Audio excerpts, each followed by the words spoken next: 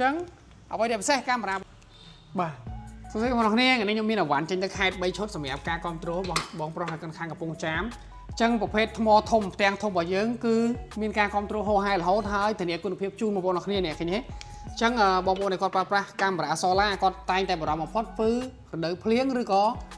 យប់ប្រឡប់អីទៅវាថតអត់ជាប់ទេបងប្អូនគ្នាដោយសារតែថ្មគ្រប់គ្រងអត់បាន24ម៉ោងឬ24ម៉ោងចឹងហើយមានតែកាមេរ៉ាប្រភេទដែលខ្ញុំណែនាំបងប្អូននេះទេជាប្រភេទថ្ម20អាំពែទាំង solar នេះរហូតដល់40វ៉ាត់បាទអញ្ចឹង6ទឹកបងប្អូនគ្នានេះមួយចង្អាម2ចង្អាម3ចង្អាមនេះ6ទឹកបងប្អូនគ្នាមួយចង្អាមនេះប្រហែលជា2ទឹកបាទអញ្ចឹងអ្វីដែលពិសេសកាមេរ៉ារបស់យើងនេះគឺសេរីភ្នែក2មើលបាន2ប្លង់បងប្អូនទិញទៅចំណេញជាកាមេរ៉ាដែលថត24ម៉ោងលើ24ម៉ោងបាទមិនមែនថតជា motion ទេគឺថតរហូតតែម្ដងបាទអញ្ចឹងបងប្អូនកុំច្រឡំកាមេរ៉ាមួយចំនួនគឺថតជា motion ពេលខ្លះ motion តិចពេកបាទ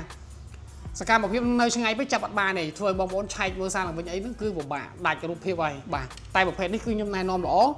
គឺប្រភេទកាមេរ៉ាដែលថត24ម៉ោងលើ24ម៉ោងអញ្ចឹងវីដេអូក៏ច្បាស់មើលបាន2ប្លង់ហើយងាយស្រួលយើងឆែកមើលសារឡើងវិញទៀតបាទហើយខ្ញុំថែមជូនជាមួយនឹង memory 64G ក៏ដូចជាមានប័ណ្ណធានាពីហាងមួយឆ្នាំតែម្ដងបងប្អូនគ្នានេះមានការប័ណ្ណធានាបាទអញ្ចឹងកាមេរ៉ានេះបន្ថែមមួយទៀតគឺមានអាឡាមបាទពេលដែលមានសកម្មភាពចោលចូលអីគឺរោសរ៉ែនហើយក៏ដូចជា alert មកកាន់ទូរស័ព្ទដៃរបស់យើងបាទ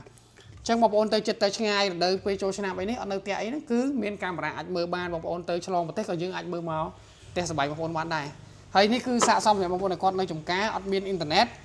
Wi-Fi ទៅដល់គឺយើងប្រើជាមួយនឹង SIM card តែម្ដងបាទ SIM card 4G បាទ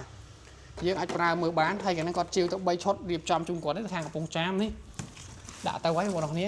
អញ្ចឹងឆ្លៀតធ្វើវីដេអូបង្ហាញបងប្អូនខ្លះបញ្យល់បងប្អូនបន្ថែមពីកាមេរ៉ានេះខ្ញុំណែនាំថាហេតុអីបងប្អូនត្រូវទិញអាកាមេរ៉ាដែរមានផ្ទាំងធំថ្មធំចេះ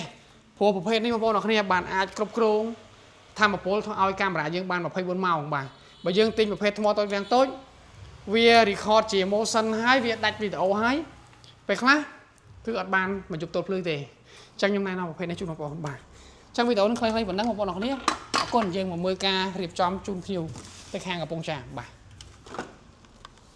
អូខេបាយបងប្អូនមានតម្រូវការអាចដាក់ដល់បាន